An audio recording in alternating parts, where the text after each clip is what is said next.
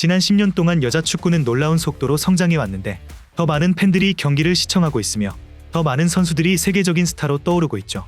하지만 겉으로 보기에 여자 축구가 커지고 있는 것처럼 보이지만 그 뒤에는 여전히 심각한 문제들이 존재하는데 오늘은 여자 축구가 직면한 핵심 문제들을 알아보겠습니다. 그럼 지금 바로 시작합니다. 여자 축구가 직면한 첫 번째 문제점은 바로 임금 격차입니다. 2022년 피파 남자 월드컵의 총 상금 규모는 4억 4천만 달러였으나 반면 2023년 여자 월드컵의 상금은 단 1억 1천만 달러로 남자 대회 상금의 4분의 1 수준에 불과했습니다.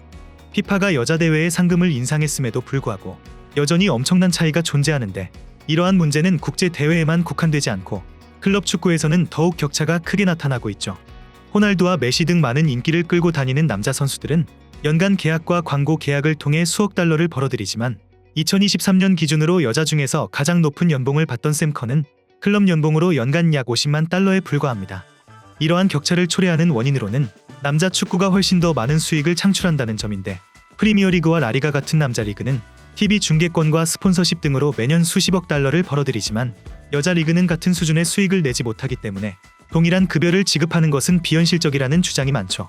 미국 여자 축구 대표팀만 보더라도 알 수 있는데 미국 여자 대표팀은 높은 시청률을 기록하며 월드컵에서 여러 차례 우승을 차지했음에도 불구하고 자국 축구 연맹을 상대로 소송을 제기해야만 공정한 임금을 받을 수 있었습니다. 이는 단 하나의 국가대표팀 사례에 불과하며 개발도상국을 포함한 대부분의 국가에서는 여자 선수들이 남자 선수들보다 훨씬 적은 급여를 받고 있으며 세계 곳곳의 여자 클럽들은 여전히 재정적으로 어려움을 겪고 있는 것이 현실입니다. 여자 축구가 직면한 두 번째 문제점은 바로 투자 부족입니다. 강하고 경쟁력 있는 스포츠 리그를 만들고 싶다면 필수적인 요소가 바로 투자입니다. 훈련시설과 코칭 및 의료 지원 등 이러한 모든 것이 프로 스포츠의 성공에 결정적인 역할을 하지만 여자 축구는 이러한 투자가 현저히 부족한 상황이죠. 먼저 훈련시설부터 살펴보자면 최상위 남자 축구 클럽들은 세계적인 수준의 경기장과 훈련센터 그리고 전담 의료팀을 보유하고 있습니다.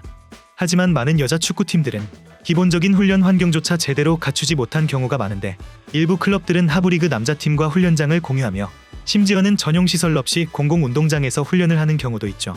그리고 여자 축구는 원정 경기도 문제인데 남자 축구에서는 대부분의 팀들이 전용 항공편이나 1등석 좌석 등을 이용해 원정길에 오르지만 여자 축구는 최고 수준의 리그에서도 선수들이 일반석 비행기를 이용하거나 장거리 버스 이동을 해야 하는 경우가 많습니다. 또한 의료 지원과 스포츠 과학 분야도 심각한 부족을 겪고 있는데 많은 여자 축구팀에는 부상 관리 프로그램이 없으며 부상 회복을 위한 충분한 자원이 이루어지지 않고 있죠. 그래서 일부 리그와 클럽들은 개선을 위해 노력하고 있으나 여전히 대부분의 클럽과 리그는 헌신적인 투자를 받고 있지 못하고 있는 상황입니다. 여자 축구가 직면한 세 번째 문제점은 바로 미디어 보도와 노출의 부족입니다. TV를 켜거나 좋아하는 스포츠 앱을 열었을 때 남자 축구 관련 뉴스들이 쏟아지는 모습을 보는 것은 자연스러운 일이라고 볼 수 있겠지만 반면에 여자 축구의 최신 소식을 찾아보려고 하면 대부분의 사람들은 여러 스포츠 채널을 뒤져야 하거나 소셜미디어에서 업데이트를 찾아야 합니다. 연구에 따르면 전 세계 스포츠 미디어에서 여자 스포츠가 차지하는 비율은 단 4%에 불과합니다. 그리고 여자 축구가 보도될 때조차도 남자 축구에 비하면 상대적으로 관심도가 떨어지죠. 이런 미디어 차별의 가장 큰 원인은 주요 스포츠 네트워크와 언론사들이 여자 축구를 남자 축구와 같은 수준으로 다루지 않기 때문인데 남자 축구 경기는 대부분 황금 시간대에 방송이 되며 전문가 토론이나 하이라이트 영상까지 제공됩니다. 하지만 여자 축구 경기는 낮은 시청률을 이유로 비인기 시간대에 편성되는 경우가 많고 심지어 제대로 방송조차 되지 않는 경우가 대다수죠. 또한 뉴스에 등장할 때조차도 그 내용이 종종 경기력보다는 논란이나 외적인 요소에 집중되는 경우가 많기에 이러한 보도 방식은 여자 축구의 진정한 가치를 저해하고 여전히 진지한 스포츠로서 인정받지 못하는 현실을 반영합니다. 남자 축구에서는 미디어가 선수들의 트렌드를 만들어주고 스타성을 구축하는 데 중요한 역할을 하지만 여자 축구에서는 이러한 노력조차가 부족하며 이는 단순히 흥미롭지 않아서가 아니라 미디어가 여자 선수들을 충분히 홍보하지 않았기 때문에 일어나는 현상이죠. 여자 축구가 직면한 네 번째 문제점은 바로 경쟁력 부족과 선수 육성 문제입니다. 남자 축구를 보면 여러 대륙을 거쳐서 강력한 리그와 경쟁력 있는 국가대표팀들이 존재하지만 여자 축구에서는 아직까지 경쟁의 깊이가 부족한데 최상위 팀들과 하위권 팀들 사이의 격차가 여전히 너무 크며 이것이 여자 축구의 전반적인 성장에 부정적인 영향을 미치고 있습니다. 여자 월드컵을 예로 들어보면 남자 월드컵에서는 모든 경기가 치열한데 이변이 자주 발생하고 약체팀이 강팀을 꺾는 일도 종종 발생하지만 여자 월드컵에서는 여전히 한쪽이 압도하는 경기가 많으며 상위권 팀들이 하위권 팀들을 13대 0과 같은 일방적인 점수로 꺾는 일이 흔하게 발생합니다. 이는 단순히 약체 팀들이 재능이 부족해서가 아니라 그들이 충분한 투자와 인프라를 제공받지 못했기 때문입니다. 현실적으로 여자 축구는 전 세계적으로 균등하게 발전하지 못하면서 일부 국가에서는 여자 축구가 적극적으로 지원받고 있지만 많은 나라에서는 여전히 관심밖의 존재인데, 아프리카를 예로 들어보자면 이 대륙에서도 뛰어난 선수들이 배출되고 있지만 대부분의 선수들이 자국 리그에서 뛸 수 없는 상황입니다.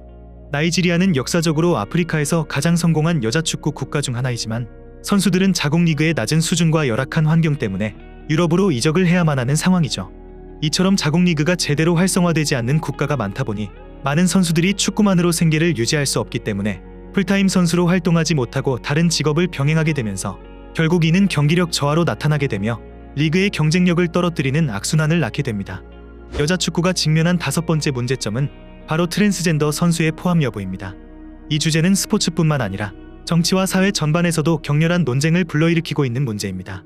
먼저 이 논란을 이해하기 위해서는 남성과 여성 선수들 간의 생물학적 차이를 살펴봐야 하는데, 연구에 따르면 남성으로서 사춘기를 겪은 사람들은 일반적으로 신체적인 힘에서 여성보다 우위를 가질 가능성이 높으며, 일부 과학자들은 호르몬 치료를 받더라도 이러한 생물학적 차이는 완전히 사라지는 것은 아니라고 하기 때문에 트랜스젠더 여성 선수들이 여자 스포츠에서 경쟁하는 것이 정말 공정한가에 대한 논란이 지속되고 있습니다. 이러한 우려로 인해 스포츠 단체들은 각기 다른 규정을 도입하게 되었는데, 피파는 현재까지 트랜스젠더 선수들의 출전을 결정하는 명확하고 일관된 정책을 수립하지 않았으며 개별 사례를 기반으로 심사를 진행하고 있습니다. 잉글랜드 축구협회는 트랜스젠더 선수들의 출전 여부를 개별적으로 검토하며 여러 수치와 신체적 조건을 고려하여 승인 여부를 결정하고 있죠.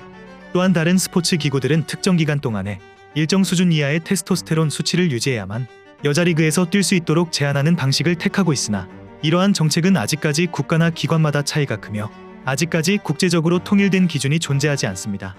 그렇게 여전히 트랜스젠더 논란에 대한 명확한 해답은 없는 상황으로 핵심적인 문제는 포용성과 공정성 사이에서 균형을 찾는 것인데, 트랜스젠더 선수들이 여자 리그에서 자유롭게 뛸 수 있도록 해야 하는지, 아니면 경쟁의 공정성을 보장하기 위해 더욱 엄격한 규정이 필요할지, 이러한 질문들에 대한 답을 찾는 것은 각 스포츠 기구들에게 남겨진 과제이며 현재로서는 이에 대한 명확한 합의가 이루어지지 않은 상태입니다.